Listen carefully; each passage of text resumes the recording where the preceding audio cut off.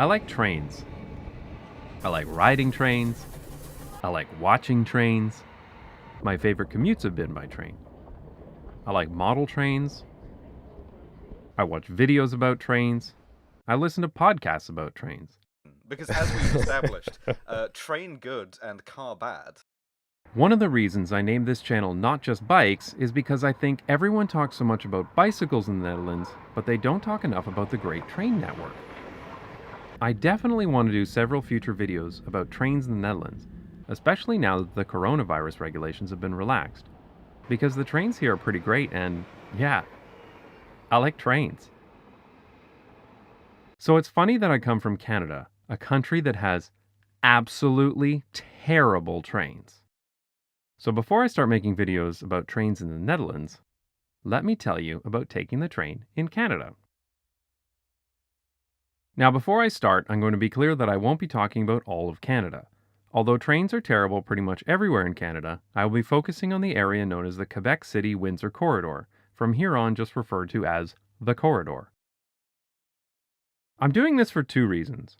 One is because it's the region I'm most familiar with, but two, because every time I mention transportation in Canada, some idiot comes along and says, it has to be that way because Canada is 80 bajillion square kilometers with a population density of 6, so trains could never work.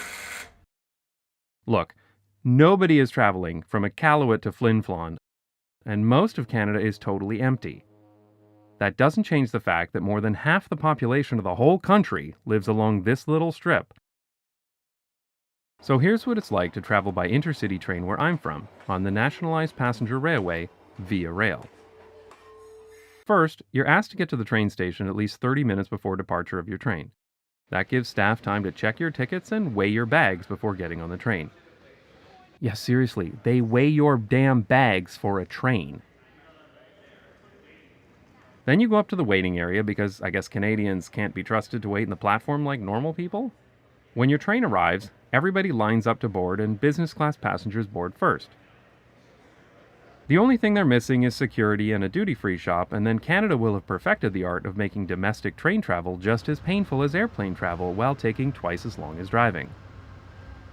The locomotives themselves are pretty old, and every passenger train in Canada is diesel. There used to be electric trains, but the last of them were taken out of service in the 1960s.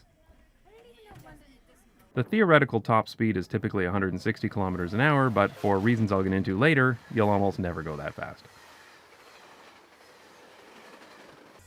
A game I like to play when taking the train in Canada is to look up the number of my train car to see how old it is.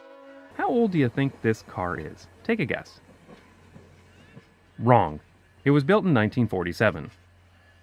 Though I will say, these stainless steel Bud Car Company cars really were built to last forever. They don't make them like they used to. Now, obviously, these train cars have been refurbished, and to be honest, they're not completely terrible inside. They have pretty comfortable seats, free Wi-Fi, and there's a meal service. And it's important to be comfortable because not only are you going to move very slowly, you're probably going to arrive late, and here's why. Canada used to have an extensive passenger train network, but after World War II, the government started investing heavily in automobile infrastructure, and the privately run passenger train companies could not compete with a heavily subsidized highway network. The largest private rail operator, Canadian Pacific, wanted to get out of the passenger train business completely, but the government wouldn't let them. Eventually, this resulted in the Canadian government nationalizing the rotted husk of what was left of CP's passenger rail network, which they called Via Rail, and that's what we're left with today. Unfortunately, Via Rail did not own any trackage and needed to pay freight rail companies to use their tracks. That means that Canada is one of the few developed countries in the world where passenger trains need to yield to freight trains and not the other way around. In practice, this means that even a slight change to any passenger train or freight train schedule means delays of several hours for passenger trains. But hey, you can enjoy watching a 2-kilometer long freight train pass by while you wait.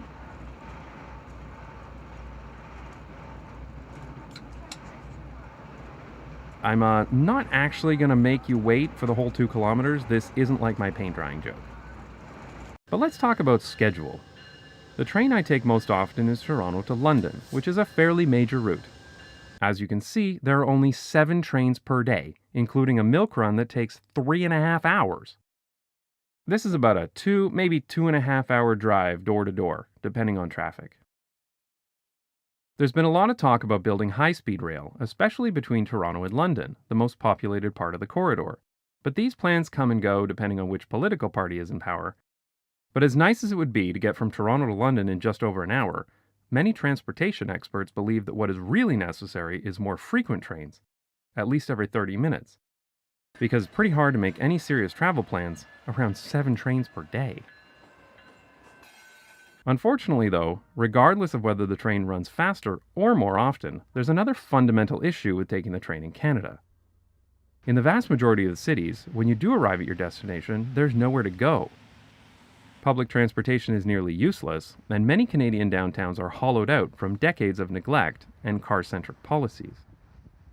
This is what you're greeted with when arriving in my hometown by train: half-empty buildings and surface parking lots. So if you're going to need a car to get to where you're going anyway, why bother taking the train at all? Of course, I still take the train because I'm a train-loving masochist, but it's very clear that the typical Via Rail traveler is either a rail fan or a student. Unfortunately, as you can imagine, the solutions are not very easy. Via Rail has plans to buy and build their own track in the corridor, but in the meantime their on-time performance has been decreasing every year due to an increase in freight rail traffic. Fortunately, the ancient fleet is finally due for renewal and will be replaced with more modern Siemens locomotives and passenger cars over the next 2 years. But the problem of last-mile transportation is a more difficult one to solve, because it will require a fundamental rethink of the suburbanization of Canadian cities. This may be inevitable due to financial issues that I'll talk about in future videos, but it's going to take a long time to repair the damage. And until then, unless you're going between those rare cities that have functional public transit, basically Montreal and Toronto, then the train is going to be a painful option for the foreseeable future.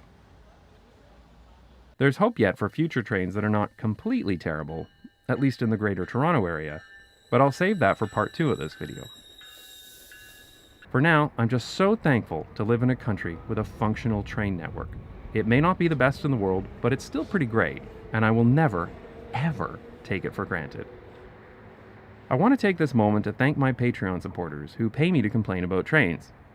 If you'd like to support the channel too, visit patreon.com/notjustbikes. And now that trains are open again to non-essential travel, which Dutch city do you think I should visit first? Let me know in the comments.